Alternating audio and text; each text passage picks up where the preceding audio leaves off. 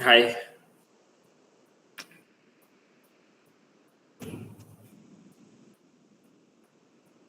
Hi, Shamakshi, are you there? Yeah, Sonu, I'm here, but there is some network problem, so I'm fixing it. Can you Okay. please wait for 5 minutes? Yeah, sure.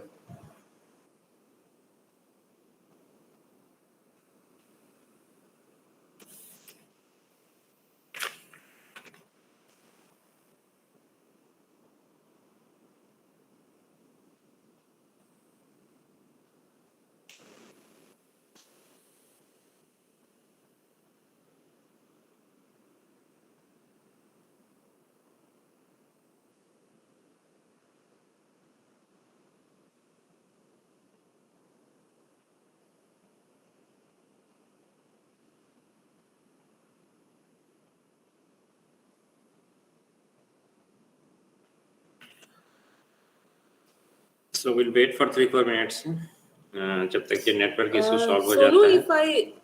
हाँ. Sonu, if I want to invite anyone to join this meeting, can I do that? Yes. Yeah, you can just share the link. Shall I? I can share the link now. Yes.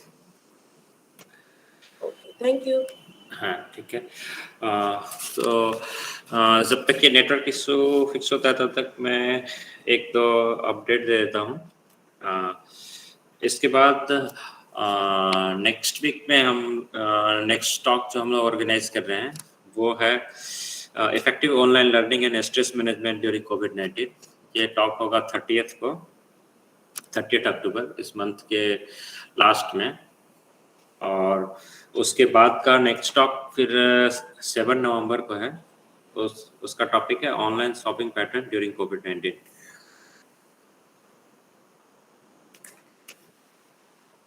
Okay. Almost fine, right? Now, am I visible? Yes. Is my screen visible? हाँ. ये microphone user है यार. ठीक है. Okay. I think Sonu, now we can start the session. ठीक है. So I'll just start the session with the intro of the speaker. So आज का सेशन समाक्षी वर्मा के द्वारा लिया जाएगा. So I'll just give a brief intro. So she has more than 4 years of research and teaching experience. She received BSc in Life Sciences from Banastali Vidyapith, Rajasthan in 2015 and MSc in Applied Microbiology and Biotechnology from same university, Banastali Vidyapith, Rajasthan in 2017. 4 years back. Then she has also completed summer training for 1 month at FICCI, Research and Analysis Center, New Delhi. She has also completed dissertation from Rani Durgavati Vishwavidyalaya, Jabalpur, Madhya Pradesh. And currently she is a PhD research scholar at Banastali Vidyapith. She has been awarded with DBT-sponsored Bioinformatics Traineeship in 2018. And she has authored 3 review papers, 1 research paper, 3 book chapters, and that also in Scopus Index International Journal with highest impact factors. And she has made several presentations in conferences and seminars. So with this brief intro, I would like to invite Samakshi to deliver today's talk. So over to you, Samakshi. Thank you, Sonu, for your kind introduction. So I think now we can begin the session. Yes. Okay. So here my topic is microbes in human welfare. So I'm starting the presentation now. So first of all, what is microbes? Microbes or microorganisms that can or cannot be seen without naked eyes. They can only be seen under microscopes. Those organisms which are living but cannot be seen through naked eyes are known as microbes or microorganisms. They are always found in all habitats such as virus, protozoa, bacteria, fungus, they all are microorganisms. Most of the microbes are useful to human beings, and most of them are also harmful for human beings. But they are also used in daily life in household products also, if they are beneficial for us. Next, we are talking about microorganisms. So let me take the basic example of a microbe. That in day-to-day life we are curding the milk. Na? That has been done due to the bacteria that is known as bacteria, lactobacillus bacteria, which produce lactic acid. Okay, due to which the milk is curd. साक्षी, आप Sonu, is there any Hindi problem? भी use कर सकती हैं. हमारे बहुत सारे students Bihar से हैं, तो मिक्स अच्छा अच्छा यूज अच्छा करेंगे अच्छा तो ज्यादा अच्छा है. अच्छा अच्छा, ठीक है, फिर तो कोई प्रॉब्लम नहीं है. मुझे लगा कि इंग्लिश आएगा तो बच्चे थोड़ा वो रहेगा. नहीं नहीं, मैक्सिमम लोग बिहार से हैं, सारे हिंदी से. अच्छा अच्छा, ठीक है ठीक है ठीक है. हाँ, तो जैसे माइक्रो ऑर्गेनिजम्स हैं, तो माइक्रो ऑर्गेनिजम्स वो वाले ऑर्गेनिजम्स होते हैं जिनको हम अपनी आंखों से नहीं देख सकते, यानी उनको सिर्फ हम माइक्रोस्कोप की हेल्प से ही देख सकते हैं. माइक्रोब्स बहुत माइन्यूट होते हैं या बहुत ही छोटे होते हैं, जिस वजह से उन्हें हमें माइक्रोस्कोप से देखना पड़ता है. तो वो माइक्रोब्स कौन कौन से हो सकते हैं? बैक्टीरिया हो सकते हैं, फंगस हो सकते हैं, प्रोटोजोआ हो सकते हैं, एल्गी हो सकते हैं, है ना. और ये जो माइक्रोब्स होते हैं वो हमारे ह्यूमन बीइंग्स के लिए बेनिफिशियल भी होते हैं, यानी इनसे हमें बहुत सारे यूजफुल प्रोडक्ट्स भी मिलते हैं, और ये हार्मफुल भी होते हैं. लेकिन ये जब यूजफुल होते हैं या बेनिफिशियल होते हैं, तो हम इन्हें देखेंगे कि कैसे डे टू डे लाइफ में ये हमारे लिए बेनिफिशियल रहते हैं. तो सबसे बेसिक और सबसे इजी एग्जांपल है बैक्टीरिया का, वो है कर्डिंग ऑफ मिल्क, यानी कि दूध का जमना. दही जैसे दूध से जमता है, वो किसकी हेल्प से जमता है? वो जमता है लैक्टोबैसिलस बैक्टीरिया की हेल्प से. वो क्या होता है? ये बैक्टीरिया जो होता है फर्मेंटेशन कर देता है मिल्क का, जिसकी वजह से मिल्क किसमें कन्वर्ट हो जाता है? कर्ड में. फर्मेंटेशन कैसे होता है? क्योंकि वो एक एसिड प्रोड्यूस करता है. उस एसिड को हम कहते हैं लैक्टिक एसिड बैक्टीरिया. जो लैक्टिक एसिड प्रोड्यूस करे वो बैक्टीरिया लैक्टोबैसिलस बैक्टीरिया होता है, जिसकी प्रेजेंस में क्या होता है? मिल्क जो होता है एक सूटेबल टेम्परेचर की टाइम पे कन्वर्ट हो जाता है कर्ड में. ठीक है. जैसे कि घर में बेसिक प्रोसीजर जो होता है दही जमाने का, वो यही तो होता है कि मिल्क को हम थोड़ा सा बॉईल करते हैं, फिर उसमें दही डाल देते हैं और उसको फिर छोड़ देते हैं रूम टेम्परेचर पर. फिर उसके बाद हम 3 to 4 आवर्स बाद देखते हैं कि मिल्क जो होता है वो जम गया होता है. तो वो किसकी वजह से होता है? लैक्टोबैसिलस बैक्टीरिया की वजह से. तो ये क्या है? एक हाउस होल्ड प्रोडक्ट है कर्ड, यानी कि बैक्टीरिया जो है वो डे टू डे लाइफ में हमें ऐसे भी हेल्प करता है. ये तो एक बेनिफिशियल एग्जाम्पल की बात कर रहे हैं. फिर नेक्स्ट एग्जाम्पल है टोडी. टोडी क्या है? एक ड्रिंक होती है ना. तो जैसे कि आपने साउथ इंडिया में देखा होगा, आप लोग तो वहीं से हैं, मुझे लगता है आप लोगों को थोड़ा सा आइडिया भी होगा. जो पाम ट्री होता है उसकी जो सैप होती है उसका फर्मेंटेशन किया जाता है बैक्टीरिया के थ्रू, और सॉरी, उसके थ्रू फिर क्या होता है कि हमें एक ड्रिंक मिलती है जिसको हम बोलते हैं टोडी, या नेचुरल ड्रिंक होती है ये. This is the second example of useful bacteria in household products. Now, next topic is example is the dough or the bread. Bread को भी हम जब बनाते हैं तो किसकी वजह से बनाते हैं? बैक्टीरिया की वजह से, जिसे हम ईस्ट कहते हैं. Normal day to day life में हम कहते हैं कि ईस्ट की वजह से ब्रेड फूल जाती है. हमने सुना होगा नॉर्मली कि ब्रेड किससे फूलती है? फर्मेंटेशन की वजह से. और फर्मेंटेशन किससे होती है? ईस्ट से. Am I audible?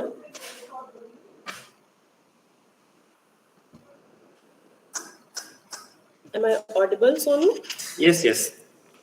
Okay, okay. If there is any problem, please let me know. Okay. So the next is bread or dough. That they are swelled up, और ये जो ब्रेड फूलने का प्रोसेस है वो किसकी वजह से होता है? ईस्ट की वजह से. और वो जो ईस्ट है उसे हम कहते हैं सैक्रोमाइसिस सेरेविसी. ये एक नेम है बैक्टीरिया का जो कि ब्रेड में फर्मेंटेशन कर देता है, और उसकी वजह से क्या होता है? ब्रेड फूल जाता है या आटा फूल जाता है. जैसे हम इडली के लिए या डोसे के लिए जब बैटर बनाते हैं तो उसमें क्या होता है? जब हम दही डाल देते हैं, सोडा डाल देते हैं या इनो डालते हैं, कुछ भी डालते हैं, वो क्या करता है? ईस्ट जो डफ है या हमारा जो मिक्सचर है उसको फर्मेंट कर देता है. इसी वजह से जो ये ईस्ट है या जो ये बैक्टीरिया है सैक्रोमाइसिस सेरेविसी, इसको हम ब्रूअर्स ईस्ट भी कहते हैं या बेकर ईस्ट भी कहते हैं. ठीक है. Now the next example is cheese. Cheese. Cheese is made by partial degradation of milk using microbes.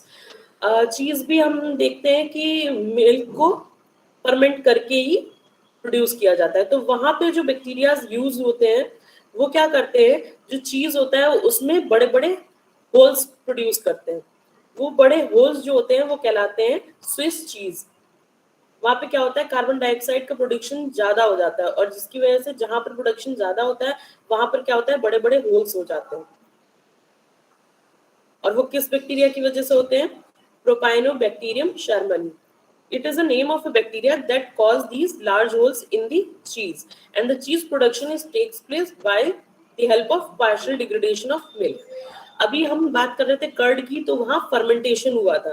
यहाँ पार्शियल डिग्रेडेशन हो रहा है मिल्क का, यानी मिल्क को डिफरेंट डिफरेंट फॉर्म्स में ब्रेक डाउन किया जा रहा है और फिर उसके बाद उसका क्या हो रहा है, चीज प्रोडक्शन हो रहा है with the help of microbe, and that microbe is Propionibacterium shermani.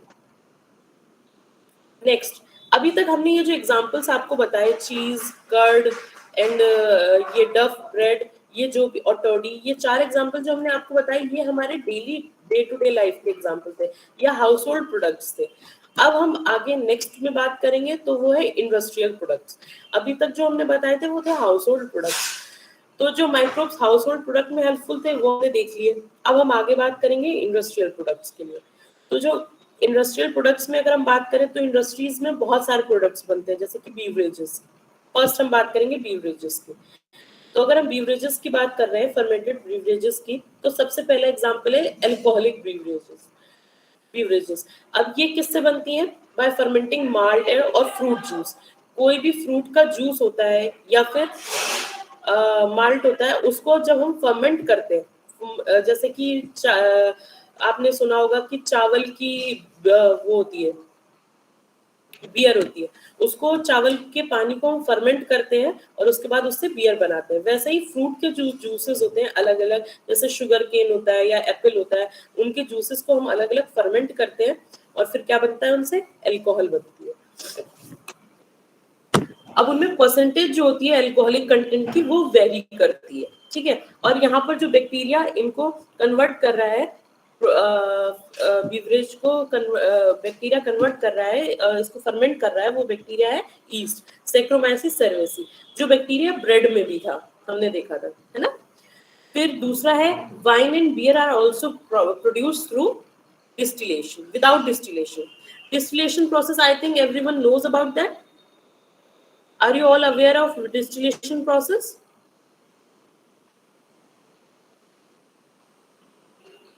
Please let me know, are you aware of distillation process or not? No, ma'am.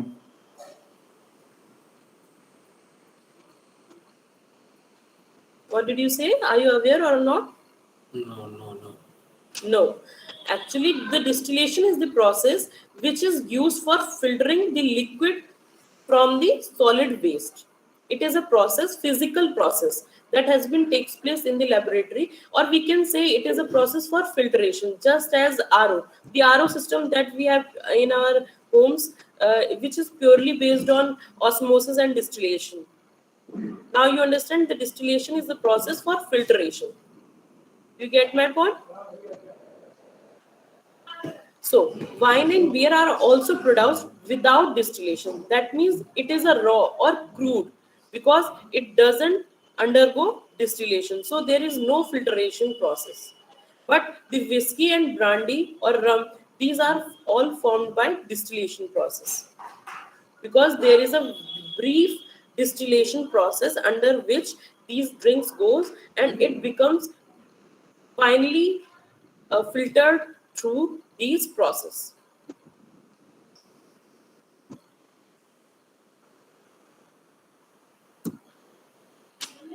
And now if we are talking about industrial products now, so the first example was fermented beverages that I have already explained.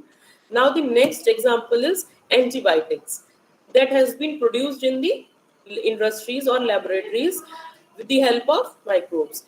So the Alexander Fleming was the first scientist who discovered antibiotics, and the first antibiotic that he has discovered is known as penicillin, which has been produced from the fungus Penicillium notatum.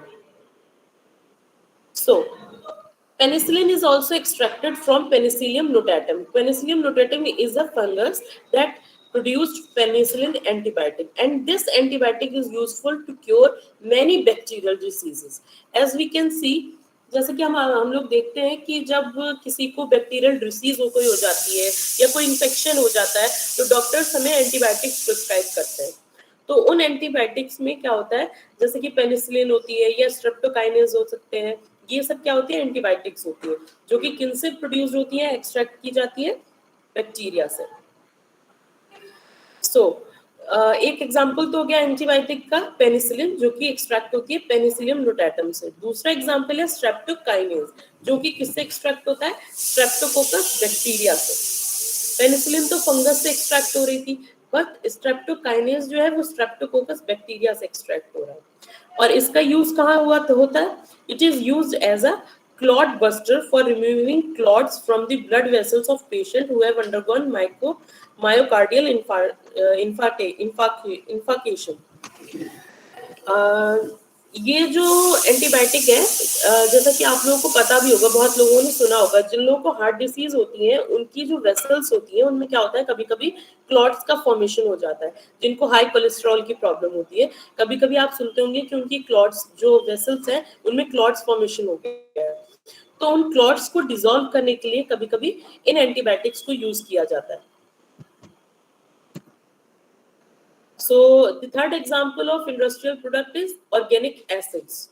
Organic acids, as जब हम organic acids की बात करें तो organic acids naturally produced होते हैं, पर कुछ जो है वो माइक्रोब से भी एक्सट्रैक्ट किए जाते हैं. जैसे कि एस्परजिलस एक फंगस है जिससे सिट्रिक एसिड प्रोड्यूस होता है. ठीक है, फिर वैसे ही एसिटोबैक्टर है जिससे एसिटिक एसिड प्रोड्यूस होता है, और लैक्टोबैसिलस जो कि अभी मैंने आपको एक्सप्लेन किया था उससे लैक्टिक एसिड प्रोड्यूस होता है. तो ये जो कुछ एग्जांपल है वो ऑर्गेनिक एसिड के हैं जो प्रोड्यूस्ड होते हैं माइक्रोब से, और फिर ये फर्दर डिफरेंट फिजिकल प्रोसेस में हेल्प करते हैं. सिट्रिक एसिड और एसिटिक एसिड जो हो गए ये रेस्पिरेशन में हेल्प करते हैं. फिर नेक्स्ट एग्जांपल है एंजाइम्स. माइक्रोब्स की हेल्प से बहुत सारे एंजाइम्स भी प्रोड्यूस्ड होते हैं, जैसे कि प्रोटीएजेस हो गया, पेक्टिनेज हो गया, लाइपेज हो गया, सेलुलोज हो गया. अब इन ये जो एंजाइम्स प्रोड्यूस्ड हो रहे हैं, इन एंजाइम्स का यूज क्या है, जैसे कि प्रोटीएज यूज हो रहा है, प्रोड्यूस्ड हो रहा है, तो प्रोटीएज का यूज कहाँ होता है, प्रोटीन फॉर्मेशन में. जब हम प्रोटीन का फॉर्मेशन करते हैं तो ये एंजाइम का हमें यूज होता है. फिर पेक्टिनेज है, पेक्टिनेज डाइजेशन में यूज होता है. डाइजेशन जब होता है तो पेक्टिन को ब्रेक डाउन करने के लिए या उसका फॉर्मेशन करने के लिए हमको पेक्टिनेज एंजाइम की जरूरत पड़ती है. फिर लाइपेज है, लाइपेज जो होता है वो क्लीनिंग के लिए यूज होता है. ठीक है, क्लीनिंग के लिए या डी इंकिंग के लिए, डी इंकिंग प्रोसेस के लिए भी लाइपेज का यूजफुल होता है, या फिर ऑयल फॉर्मेशन के लिए भी होता है.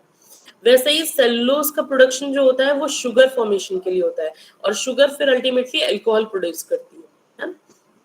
ये सब कुछ कहाँ से एक्सट्रैक्ट होते हैं, माइक्रोब से. सो ये एंजाइम्स की बात हो गई. फिर नेक्स्ट एग्जांपल है बायोएक्टिव मॉलिक्यूल्स. तो माइक्रोब से बहुत सारे ऐसे यूजफुल बायोएक्टिव मॉलिक्यूल्स होते हैं जो एक्सट्रैक्ट किए जाते हैं, जैसे कि cyclosporin A. It is an bioactive molecule that is been produced from a fungus. एक फंगस होती है ट्राइकोडर्मा पॉलिस्पोरियम, उससे एक मॉलिक्यूल प्रोड्यूस होता है जिसे कहते हैं साइक्लोस्पोरियम ए.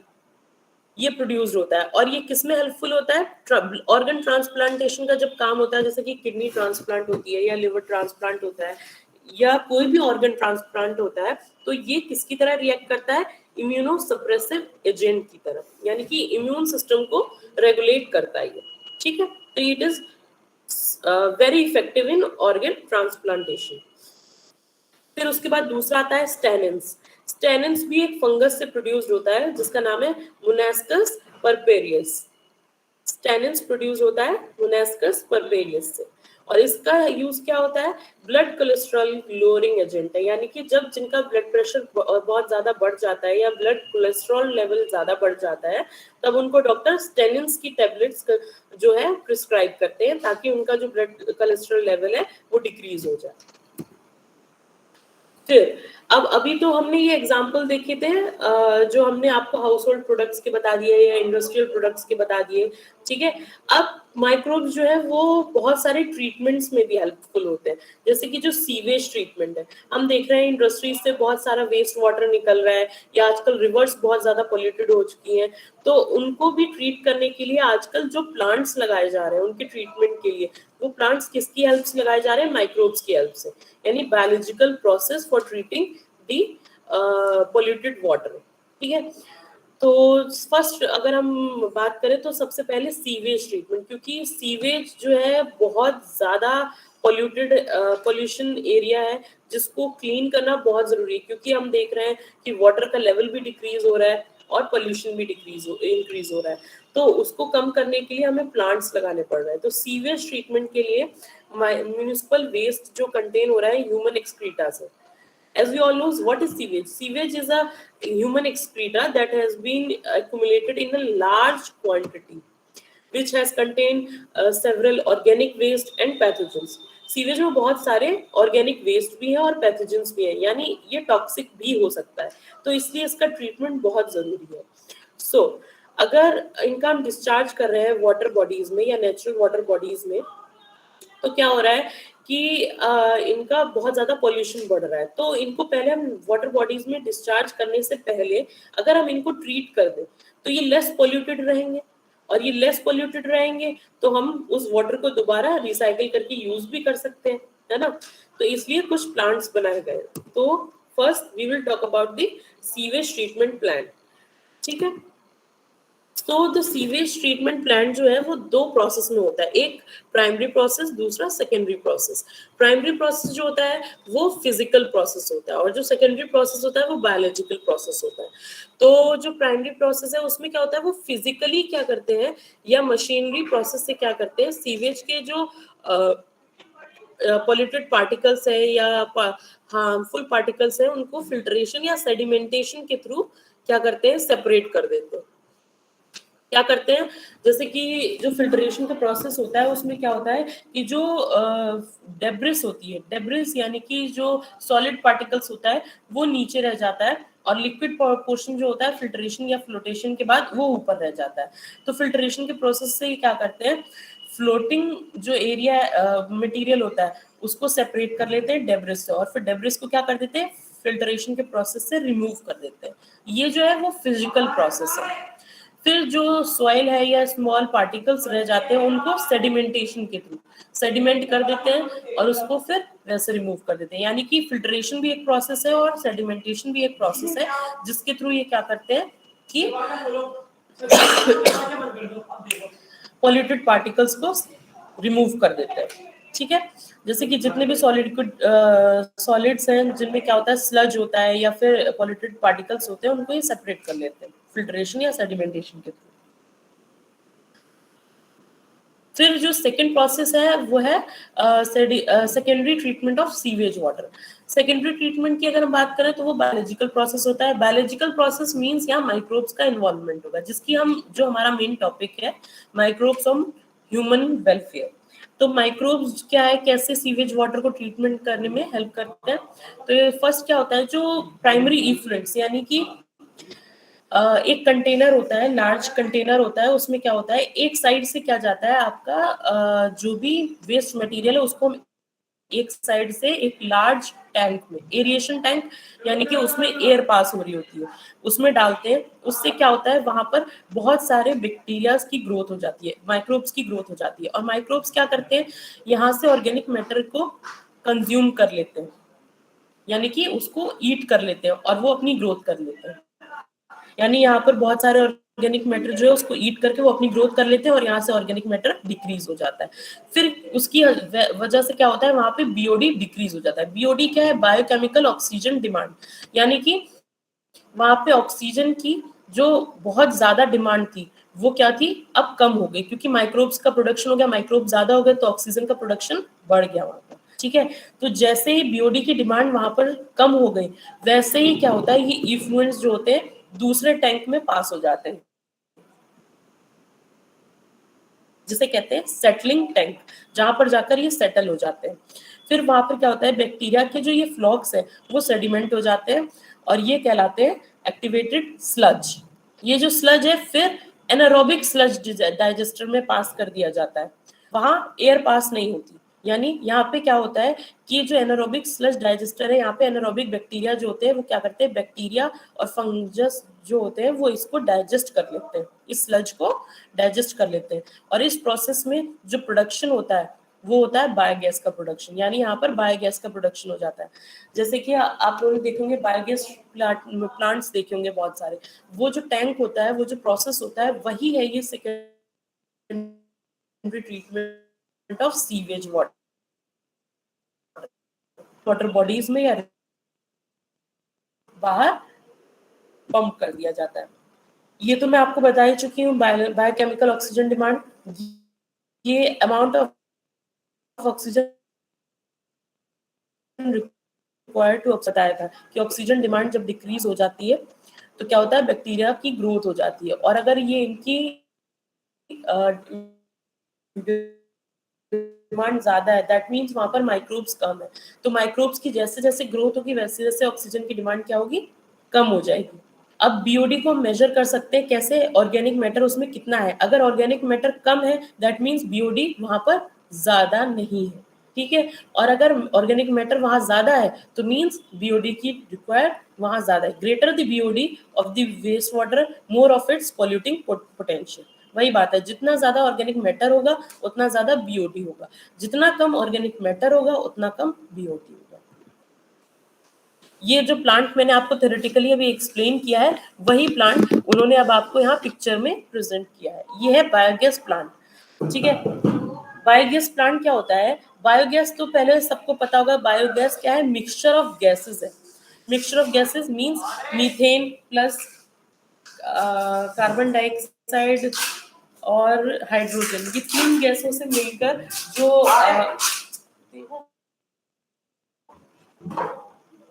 बायोगैस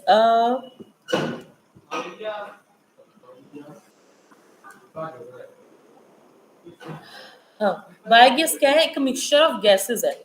मिक्सचर ऑफ गैसेस जिसमें कि मीथेन, कार्बन डाइऑक्साइड और हाइड्रोजन, तीन तरह की गैसेस होती हैं जो किससे प्रोड्यूस होती है, माइक्रोबियल एक्टिविटीज से, ठीक है। और उसको फिर हम कैसे यूज करते हैं, एज अ फ्यूल यूज करते हैं। जैसे कि आपने गांव में देखा होगा, जो लोग बिहार से वो ये चीज समझते होंगे कि जो काउ डंग होता है उससे हम बायोगैस का प्रोडक्शन करते हैं। समझ में आ रहा है आप लोगों को? Please respond.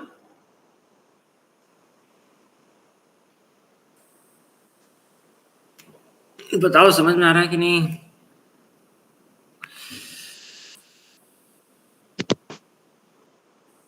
Yes, ma'am. आ रहा है? Yes, sir. ओके ठीक ओके, है, थैंक यू। ठीक है, ठीक है, बीच बीच में बताते रहो। तो जो कुछ डाउट हो बीच एक्चुअली में पूछ ऐसे, लिया करो, कहीं पे हाँ भी, इससे ये बीच में रहता है ना, कभी भी हाँ मुझे ये इंटरप्ट कर रहेगा सकते हो। कि हाँ, बस इसीलिए थोड़ा सा ये लग रहा है, कोई बोल भी नहीं रहा था तो मुझे लगा पता नहीं आपको समझ में आ भी रहा है या नहीं आ रहा है। Okay, so the next is I have explained the biogas, that it is a mixture of gases that has been used to that has been produced by microbial activity, and it is used as fuel. अब ये जो picture यहाँ पर आपको explain की गई है वो बायोगैस प्लांट की है। यहाँ क्या है कि आपको बताया जा रहा है कैसे बायोगैस का प्रोडक्शन हो रहा है। तो आप देखेंगे लेफ्ट साइड से एक मिक्सिंग टैंक है, वहां पर इन्होंने क्या किया, स्लरी डाल दिए, ठीक है। स्लरी डालने के बाद उन्होंने क्या किया, वहां पर उसको पास कराया किसमें, एक टैंक में। वहां पर क्या है, काउडंग और वाटर का मिक्सचर है। वहां पर क्या हो रहा है कि एयर भी पास हो रही है और कुछ माइक्रोबियल ग्रोथ भी है, जिसकी वजह से क्या हो रहा है कि वहां पर इन्होंने फिर क्या किया, कंक्रीट वहां पर फिर वहां पर इन्होंने क्या किया, एक फ्लोटिंग स्लरी जो थी इसको वहीं पर रखा, जिसकी वजह से क्या हो रहा था, वहां टैंक में क्या हो रहा था, मीथेनोजेनेसिस एक प्रोसेस होता है जिसमें क्या होता है, मीथेन गैस का प्रोडक्शन होता है, माइक्रोबियल एक्टिविटी की वजह से वहाँ एक प्रोसेस होता है जिसको बोलते हैं मीथेनोजेनेसिस। मीथेनोजेनेसिस मतलब कि वहाँ पर मीथेन गैस का प्रोडक्शन होता है माइक्रोबियल एक्टिविटी की वजह से।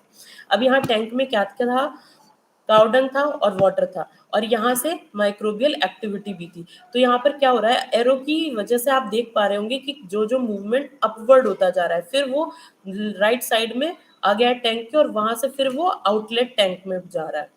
आप देख पा रहे होंगे इस चीज को। तो यहाँ पर क्या है कि पहले यहाँ पर जब काउडंग और वाटर था तो माइक्रोबियल गैस की वजह से यहाँ पर गैस का प्रोडक्शन हुआ। गैस का प्रोडक्शन हुआ, फिर वो गैस प्रोड्यूस होने के बाद फिर वो आउटलेट टैंक में गई, और वहां जाकर फिर वो गैस जब बाहर आ जाती है तो उसको आप पाइप्स के थ्रू या टैंक्स पाइप्स के थ्रू या रबर टैंक्स के थ्रू आप उनको क्या कर सकते हैं, अपने हाउस में कनेक्ट कर सकते हैं और गैस की सप्लाई कर सकते हैं। और यहाँ पर जो स्लरी यूज हुई थी, अब उसको हम दूसरे पाइप के थ्रू नीचे से बाहर रिमूव कर लेंगे और उसको फिर एज अ फर्टिलाइजर भी यूज कर सकते हैं। यानी यहाँ पर जो स्लरी बच रही है या जो वेस्ट बच रहा है, आपका सॉलिड बच रहा है, वो भी आप डिस्कार्ड नहीं करेंगे, उसको भी आप यूज कर सकते हैं एज अ फर्टिलाइजर। बहुत सारे फार्मर्स जो होते हैं उसको खाद की तरह अपनी किसान खेत में यूज करते हैं और फिर उससे क्रॉप अच्छी उगती है।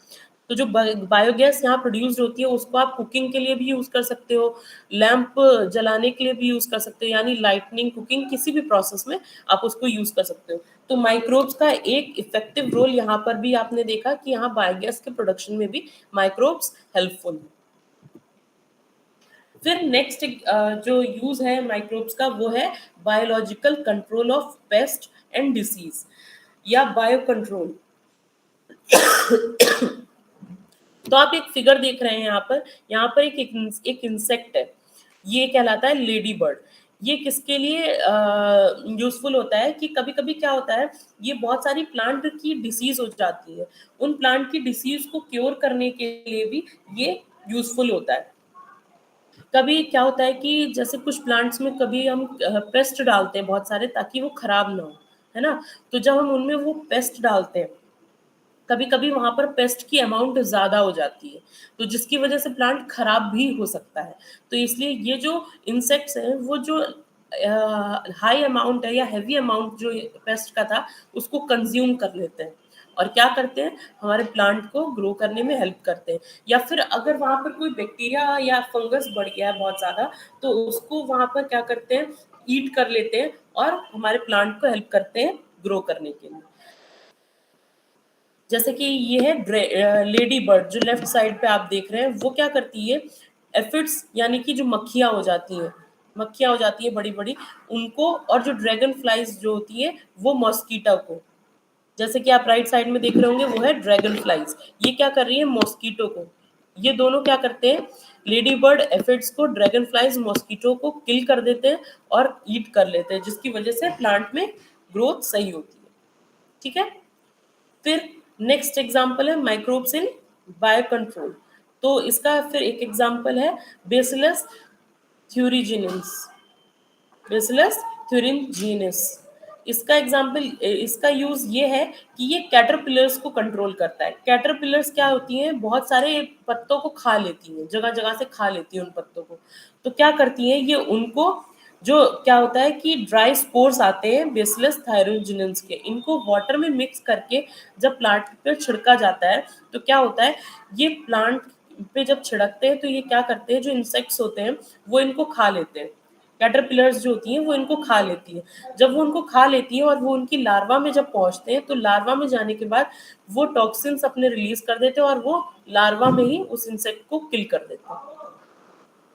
तो कैटरपिलर्स को किल करने का काम कौन कर रहा है, बेसिलस थायरोजिनेंसिस, यानी ये भी एक बायो कंट्रोल है। ठीक है। फिर नेक्स्ट है ट्राइकोडर्मा। ट्राइकोडर्मा क्या है, एक फंगस है, फ्री लिविंग फंगस, जो बहुत सारे प्लांट में पैथोजेंस होते हैं अलग अलग, उनको कंट्रोल करने का काम कर रहा है। ठीक है। वैसे ही एक है बेक्यूलोवायरस। ये क्या है, एक ऐसा पैथोजन है जो इंसेक्ट्स को या आर्थ्रोपोड्स को, आर्थ्रोपोड्स का क्या होते हैं, वो रेंगने वाले जो कीड़े होते हैं, आर्थ्रोपोड्स वो वाले कीड़े होते हैं जो रेंगते हैं, उनको या उड़ने वाले इंसेक्ट्स को ये किल कर देते हैं। तो जो बेसिलो वायरस होते हैं, मेनली जो होते हैं ये वाले जो होते हैं, जितने भी वायरस हैं वो कैसे होते हैं, स्पेसिफिक होते हैं। स्पीशीज स्पेसिफिक, यानी सबकी स्पीशीज अलग अलग होती है, भले ही नाम एक सा हो पर सबकी स्पीशीज अलग होती है, ठीक है। और वो स्पीशीज अलग कैसे होती है कि उनका सबका अलग अलग फंक्शन होता है, ठीक है। उनका कोई भी नेगेटिव इम्पैक्ट प्लांट पर या मैमल्स पर या बर्ड पर या फिश पर नहीं होता। वो बहुत ज्यादा यूजफुल होते हैं पेस्ट मैनेजमेंट प्रोग्राम में, जैसे कि आपने देखा होगा जितने भी फार्मर्स हैं वो बेसिकली इनका यूज करते हैं बहुत ज्यादा। तो नेक्स्ट है सॉइल एनरिचिंग प्रोग्राम में या सॉइल न्यूट्रिएंट्स को एनहांस करने में या एनरिच करने में। आपने देखा होगा एक बैक्टीरिया, एक एग्जांपल आप सबने ही सुना होगा, नाइट्रोजन फिक्सेशन बैक्टीरिया या फिर राइजोबियम बैक्टीरिया। इसमें क्या होता है, यहाँ एक बैक्टीरिया होता है इनकी रूट्स में, उस बैक्टीरिया को हम कहते हैं राइजोबियम बैक्टीरिया। वो राइजोबियम बैक्टीरिया क्या करता है, उसकी रूट्स में नोड्यूल्स बना देता है छोटी छोटी, वो नोड्यूल्स या गांठें गांठें बना देता है, जिसकी वजह से क्या होता है वहां नाइट्रोजन को वो इकट्ठा कर लेता है।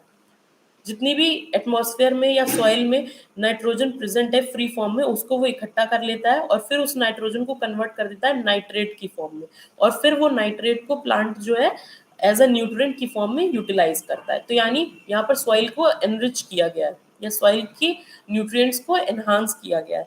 तो यहाँ पे क्या हुआ, माइक्रोब्स ने किसकी तरह काम किया, बायो फर्टिलाइजर की तरह काम किया, ठीक है।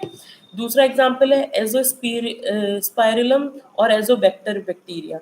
ये क्या करते हैं, एटमॉस्फेयर में जितनी भी नाइट्रोजन है उसको इंक्रीज करते हैं, नाइट्रोजन के कंटेंट को, और फिर वैसे ही नाइट्रेट के फॉर्म में कन्वर्ट करके सॉइल न्यूट्रिएंट को इंक्रीज करते हैं और फिर इसको यूटिलाइज करते हैं। तो वो भी बायो फर्टिलाइजर की तरह यूज किया जा सकता है। फिर तीसरा एग्जाम्पल है, आप देख रहे होंगे फिगर में, with mycorrhiza and without mycorrhiza. Mycorrhiza क्या है, एक फंगस है। अभी हमने बैक्टीरिया की बात की थी, राइजोबियम बैक्टीरिया, अब ये है फंगस, माइक्रोराइजा फंगस है। यहाँ क्या होता है, सिम्बायोटिक प्रोसेस होता है। सिम्बायोटिक यानी कि जहाँ पे फंगस को भी फायदा हो रहा है और प्लांट को भी फायदा हो रहा है, दोनों म्यूचुअली फायदे में है, ठीक है। तो सिम्बायोटिक प्रोसेस के थ्रू क्या होता है, बहुत सारे प्लांट्स की जो रूट्स होती हैं वहां पर क्या होता है, फॉस्फोरस का जो प्लांट में एक्यूमुलेशन होता है वो इंक्रीज हो जाता है, और जिसकी वजह से प्लांट जो होता है रेजिस्टेंट हो जाता है रूट बॉर्न पैथोजन की तरफ। मतलब जितने भी रूट्स में पैथोजेंस या किल करने वाले इंसेक्ट्स हैं, बैक्टीरिया है, उनको मार देता है और वहां पर क्या कर देता है, उनकी ग्रोथ को एनहांस करता है। तो जहां माइक्रोराइजा था वहां पे तो आप देख रहे होंगे ऊपर अच्छी ग्रोथ है, ग्रीन, ठीक है। और जहां पर माइक्रोराइजा नहीं है वहां पर ग्रोथ कम है, क्योंकि वहां पर प्लांट क्या है, टॉलरेंट नहीं है, मतलब सैलिनिटी और ड्रॉट के लिए टॉलरेंट नहीं है, यहाँ पर ग्रोथ अच्छी नहीं हो पा रही है, यहाँ पर फॉस्फोरस नहीं था, ठीक है। समझ में आया?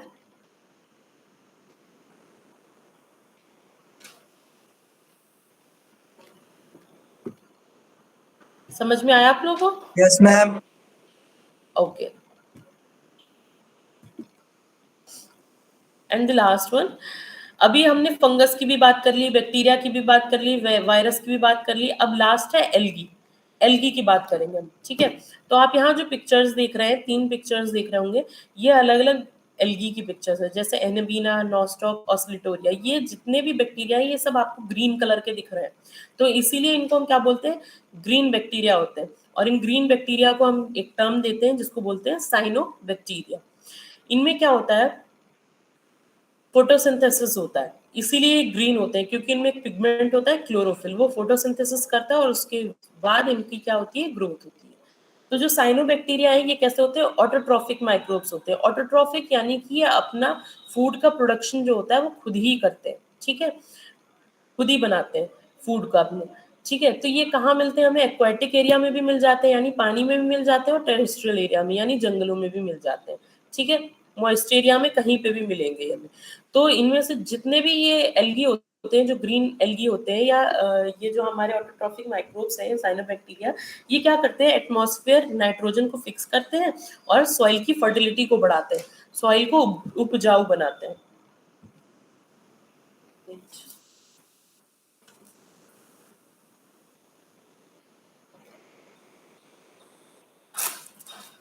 ठीक है, तो ये जो एग्जाम्पल थे आपने देखे होंगे, I think now it is over ना। I have covered the bacteria, fungus, virus, an algae. Everything is covered in this. Okay, so yeah. Now, if anyone has any query, they can ask.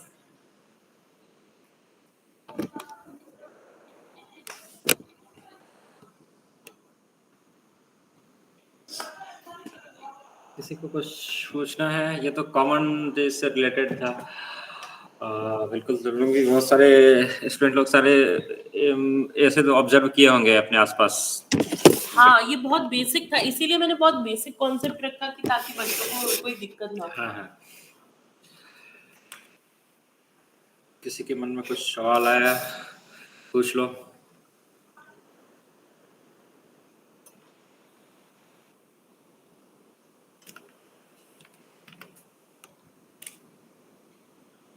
अच्छा, सबको समझ में आया कि आज topic क्या था? क्या समझ में आया? कुछ बताओ थोड़ा सा वैसे। ब्रीफ करके थोड़ा सा बताओ, ज्यादा नहीं, कुछ समझ, जो भी आपको समझ में आए बस वही बताओ। डेली लाइफ में जो बैक्टीरियाज वायरस जो हमारे लिए यूजफुल भी हैं हार्मफुल भी हैं, उनके बारे में कैसे वर्क्स करते हैं, या यही सारी चीजें। हाँ, बहुत सारे एग्जांपल्स की भी हमने उसके देखे, यस मैम। हाउस होल्ड में, इंडस्ट्रीज में, कंपनीज में, बहुत सारे सीवेज वाटर प्लांट ट्रीटमेंट में, बायोगैस ट्रीटमेंट में, है ना? Yes ma'am. ओके, तो आई थिंक समझ में आ कोई? गया है आप लोगों को। हाँ, और कोई कुछ शेयर करना चाहते हो? कोई स्टूडेंट्स, क्या समझ में आया?